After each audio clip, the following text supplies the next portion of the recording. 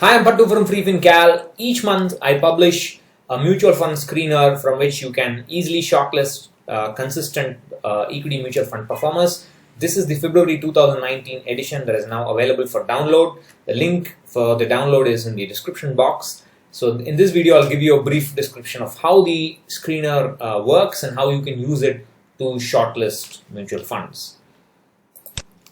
So this is a screener with macros. So it has got buttons with which you can easily screen. So you have to enable macros when you open the file.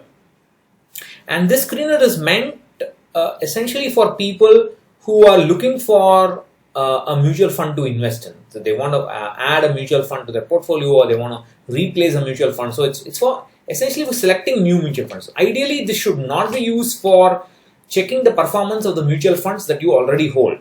And the screener is made for people who use my robo advisory template and want to select mutual funds. If you don't want to put in this DIY effort, I have a list of hand-picked list of mutual funds that also is linked in the description box. You can have a look at that.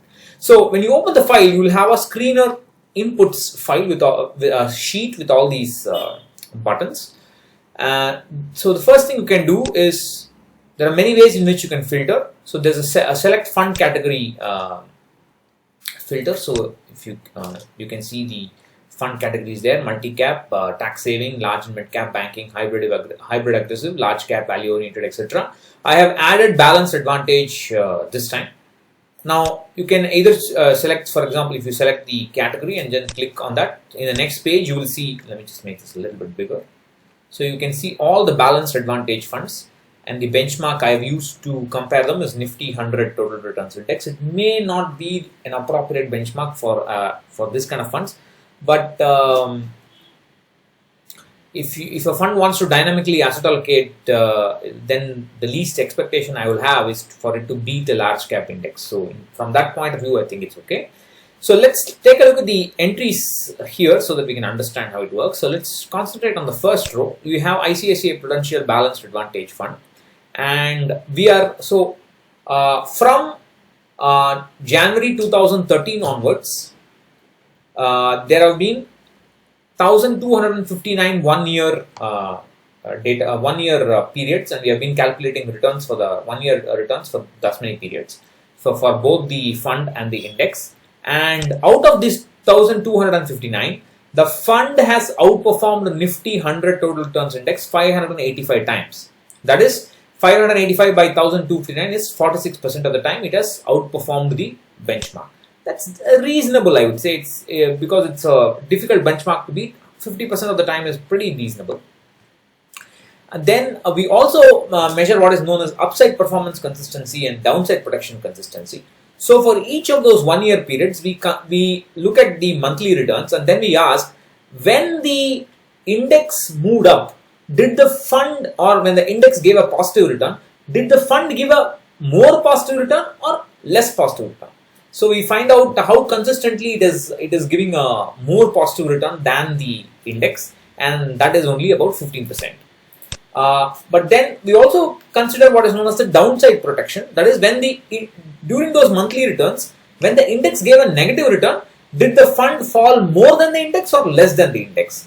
And we ask, how consistently did the fund fall less than the index? So 87%. So that's pretty decent, and that's expected of a dynamic asset allocation fund or a balanced advantage fund.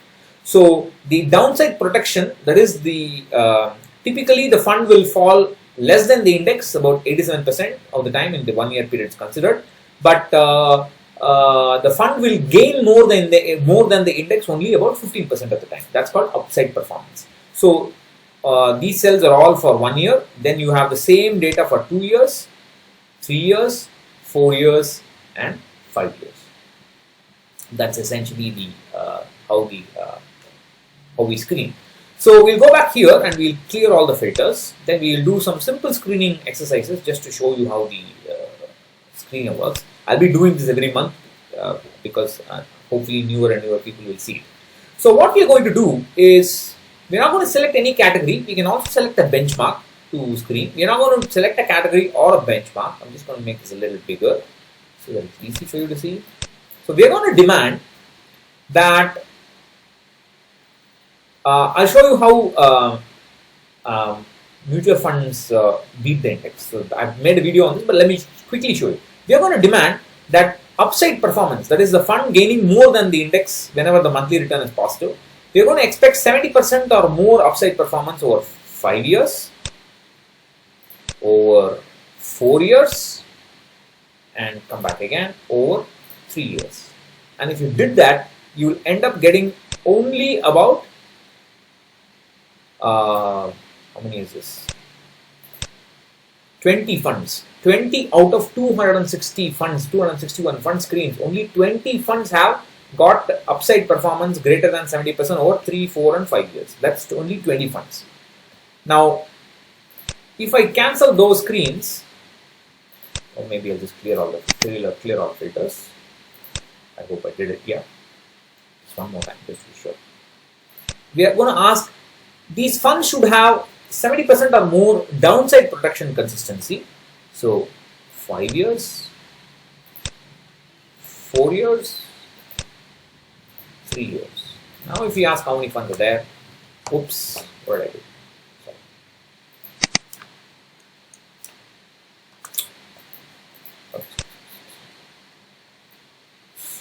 It's Mac and it's keyboard. Sorry.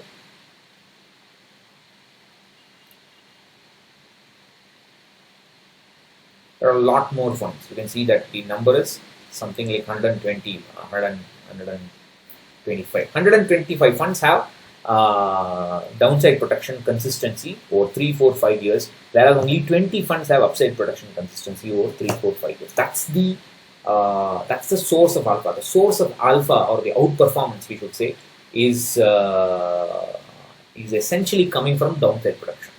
So what we will do is go back again here and we clear all the filters, and then we will demand, this is how I will pick, or I will use this screen. I will demand downside protection consistency over 5 years, 4 years, greater than 70%, 5 years, 4 years, 3 years. Then I will expect rolling returns outperformance consistency of greater than 70% over 5 years, 4 years, and 3 years. And that's it. And that is 52 funds. 52 funds across all categories.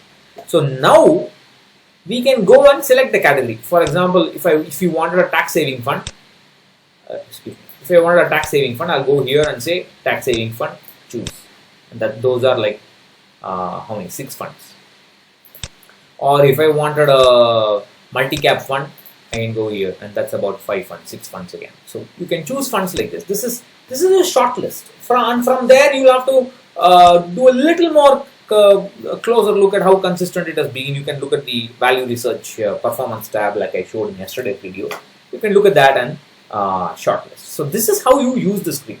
In addition to this data, we also have the latest trailing returns over 1 year, 2 year, 3 year, 4 year, and 5 year period for the benchmark and the index. I don't use, this is not of much use, but some readers wanted it, so I added it. We also have the standard deviation of the volatility over 1 year, 2 year, 3 year, 4 year, and 5 years. So you can actually compare the standard deviation versus return and so on. For people who know how to use the standard deviation, this can be used. If you're not comfortable, if you don't want to use it, don't use it. Then I also have a sheet where we can find out the number of times the fund has outperformed the index by more than 25%, and the number of times the fund has underperformed the index by 25% or more.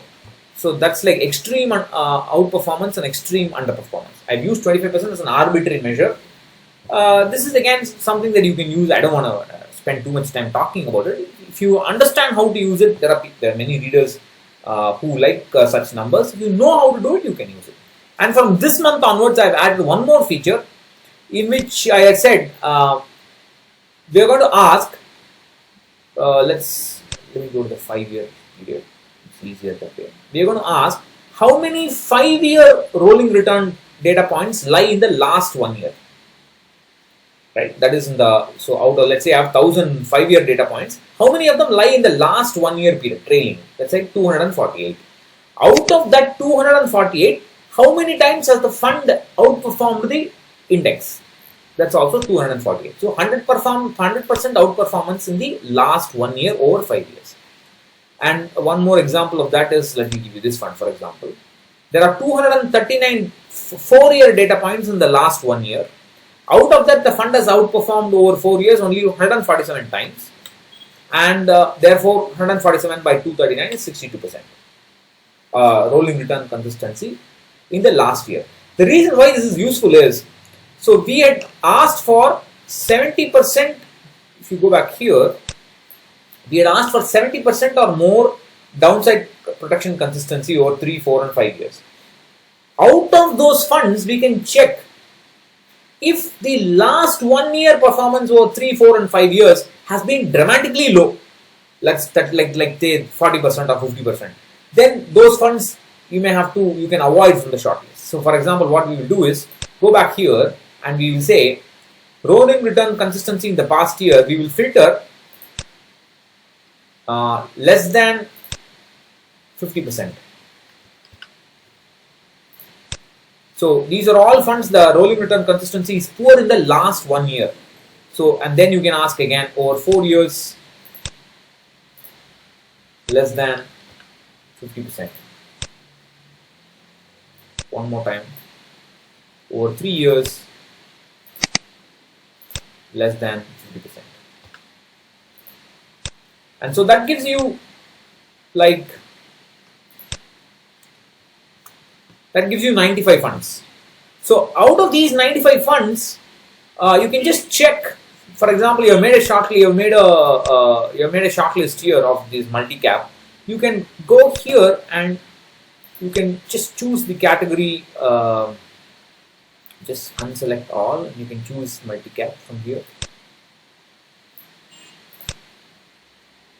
And that's it. You can just check if there is an overlap between these underperformers in the last 1 year and your shortlist. I think there is no overlap. If there is an overlap, then you can eliminate that fund because it's an underperformer in the last year. You don't want that, right? So these are ways in which you can slice and dice this screener. You can find many more ways of using it. Please do download it. Please use it. I would.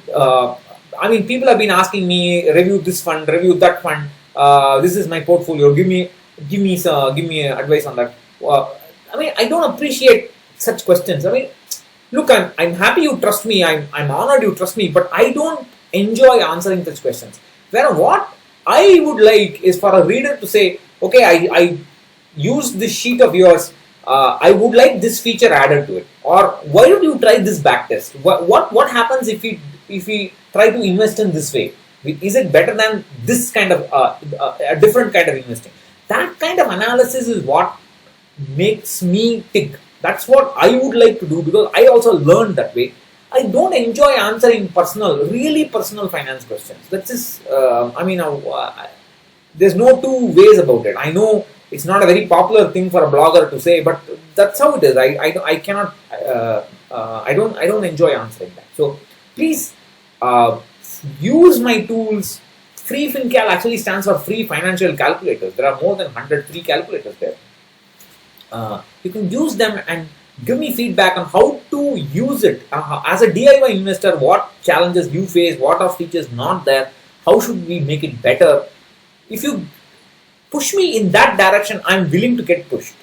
Instead of review that fund, review this fund. I will review it. Well, if I review it, I get traffic. But it's really, at the end of the day, it's not really satisfying. It's not satisfying to me. This is what is satisfying to me. So please do download it, try it. Let me know how your experience was. So we'll make it better together. So I'll catch you in another video. Thank you for watching. Bye-bye.